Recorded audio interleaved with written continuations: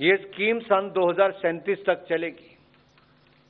मान लीजिए कोई बस 2025 में शुरू होती है तो 2035 तक उसको उसका लाभ मिलता रहेगा।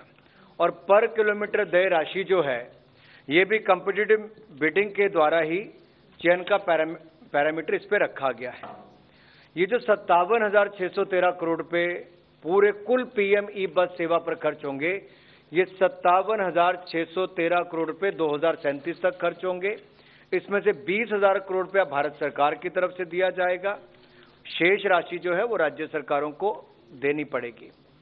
जैसे बस सेवा के संचालन के लिए इन शहरों में आवश्यक इंफ्रास्ट्रक्चर की जरूरत है, जैसा कि बस डिपो है या अपग्रेडेशन करनी पड़ेगी। जो डिपो है कोई नए निर्माण होंगे, कुछ की अपग्रेडेशन करनी पड़ेगी, जहां पर इलेक्ट्रिक बसेस के पावर इंफ्रास्ट्रक्चर के लिए भारत सरकार द्वारा सहायता उपलब्ध करवाई जाएगी। जो दूसरा इसका कंपोनेंट है ग्रीन अर्बन मोबिलिटी इनिशिएटिव गुमी के अंतर्गत हम बस रैपिड ट्रांसपोर्ट प्रोजेक्ट्स बनाएंगे, बस रैपिड ट्रांजिट प्रोजेक्ट बनाएंगे और बाइक शेयरिंग, बाइसाइकिल लेन्स जैसे नॉन मोटराइज ट्रांसपोर्ट इंफ्रास्ट्रक्चर का निर्माण और national common mobility card NCMC और intelligent transit management system ITMS, multi modal interchange facilities जैसे इनोवेटिव प्रोजेक्ट्स भी क्रियान्वयन इसके अंतर्गत किए जाएंगे। इसके लिए भी ग्रीन मोबिलिटी चैलेंज के आधार पर ही शहरों का चयन किया जाएगा। अब ये जो 20,000 करोड़ भारत सरकार देगी, इसका मैंने आपको बताया कि कैसे अलग अलग जो चैलेंज मेथड के माध्यम से पीपीपी प्रोजेक्ट में चुने जाएंगे। इसमें कुछ कंपोनेंट पर गुमी वाले पे भी और पीएमई बस सेवा पर भी 100% भारत सरकार पैसा देगी। वो कंपोनेंट जो है वो हमारा नेशनल कॉमन मोबिलिटी कार्ड, इस पर 100% भारत सरकार देगी। इंटेलिजेंट ट्रांजिट मैनेजमेंट सिस्टम, इसके ऊपर 100% भारत सरकार पैसा देगी। और इलेक्ट्रिक बस के लिए जो पावर इंफ्रास्ट्रक्चर है इसके लिए भी 100% पैसा भारत सरकार देगी। जैसा हिल प्रोजेक्ट्स हैं या नॉर्थ ईस्ट हिली एरियाज हैं, पहाड़ी राज्य हैं या नॉर्थ ईस्ट के राज्य हैं या यूनियन टेरिटरीज हैं, इनके लिए इनकी जो राजधानी है इनके लिए 90% केंद्र सरकार का हिस्सा होगा और 10% वहां का स्थानीय। बाकी शहरों के लिए 60% केंद्रीय सहायता दी जाएगी, बल्कि 40% स्थानीय होगी।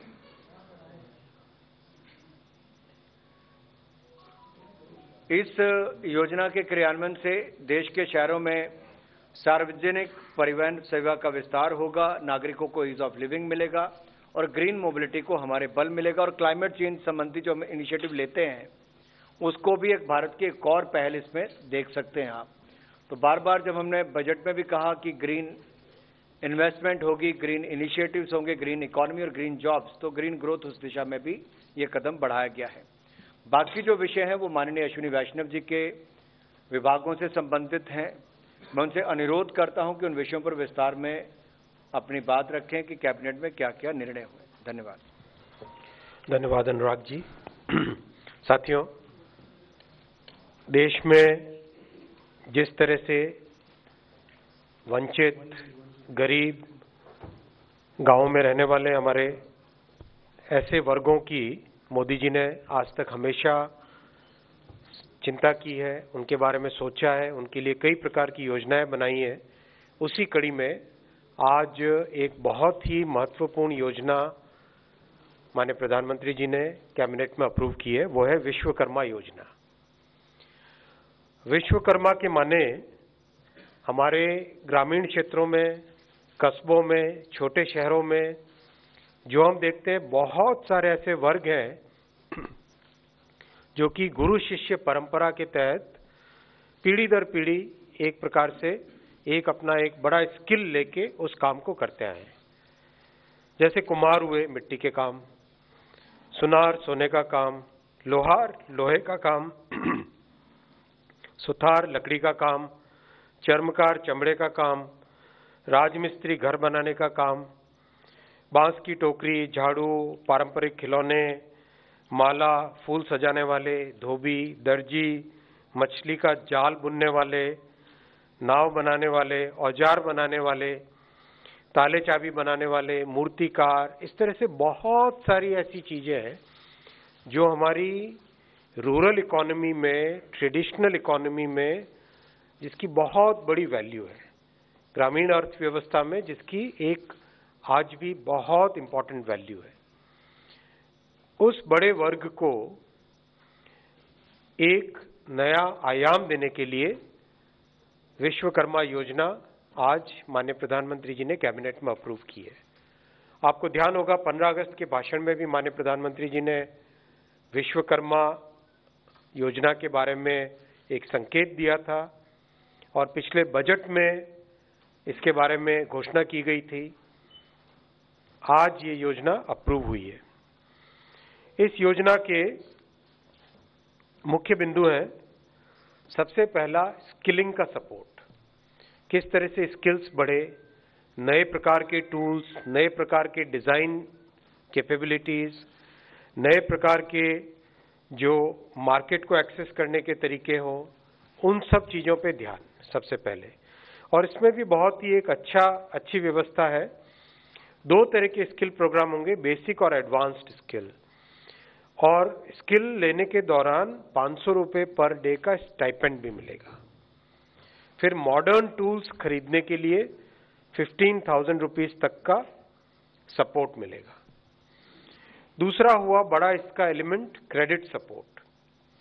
हम सब जानते हैं वर्किंग कैपिटल एक बहुत बड़ा चैलेंज बन के आता है और एक्सपेंशन में और काम के करने में कैपिटल की बहुत जरूरत रहती है।